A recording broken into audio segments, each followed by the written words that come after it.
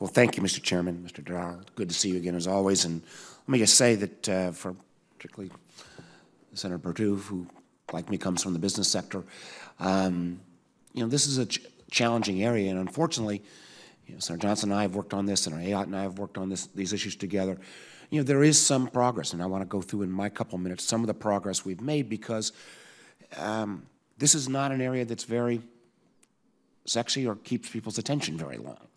The challenge sometimes is making sure we just have commonality of terms. One of the things that we passed a few years back was the GIPRA bill, which says, traditionally what happens, every administration comes in, they set a whole new set of management objectives, and they last for a few years until the next administration comes in. For the first time ever, we've said agencies actually have to identify their strategic goals, limit those goals.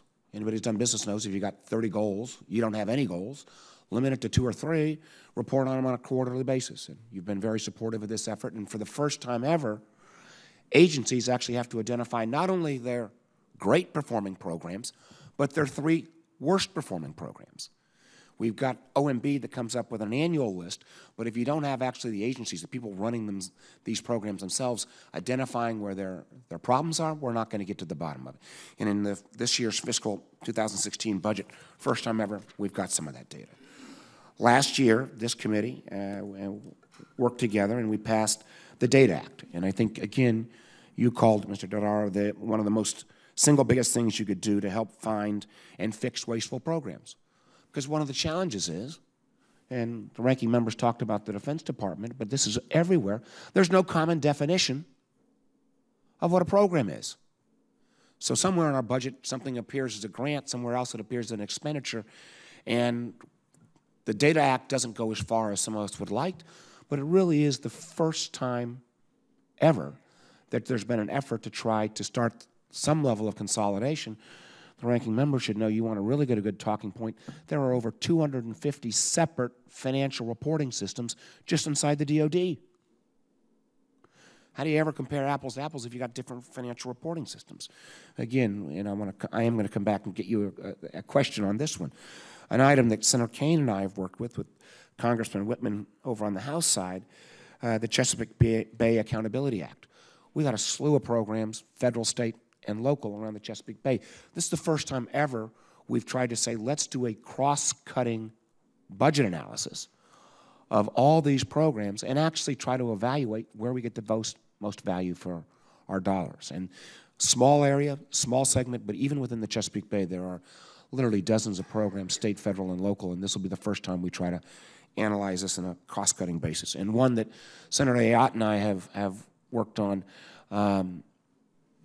got us some good attention, maybe not fully transformative, but we spend a slew of time producing reports, agencies that nobody ever looks at. So we started with your good work. When it finally got through the sausage-making progress of each committee reevaluating, we only ended up with, I think they'd identified 300 reports. We got about 50 reports eliminated. But this literally is thousands and thousands of man-hours and hundreds of thousands, if not millions of dollars spent on activities that could be more usefully spent. So action is needed. It is one of the reasons why, under Senator Ayotte's leadership, this task force that continues to focus on areas of government performance, efficiency, duplication, I really think Mr. Chairman needs to continue, and under Senator Ayotte's leadership, I know can continue to do good things, because this is an area that, unless you stay focused on it, it tends to always get pushed aside. If you could comment for a moment, Gene, on the Data Act. We've got a fairly aggressive timeline. You might want to give us an update on how you are helping OMB and Treasury get this program definitions right, and what you ought to share with us in terms of metrics we ought to look at going forward.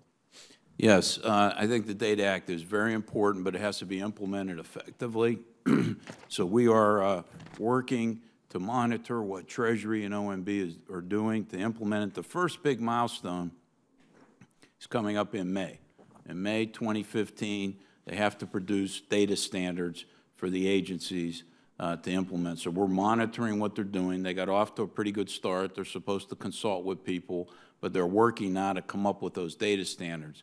Even though the law doesn't require GAO to report on progress in the Data Act till 2017, I'm going to report this year on the progress so the Congress has a good idea of where things stand and whether the data standards were developed were comprehensive, were they going to be clear enough.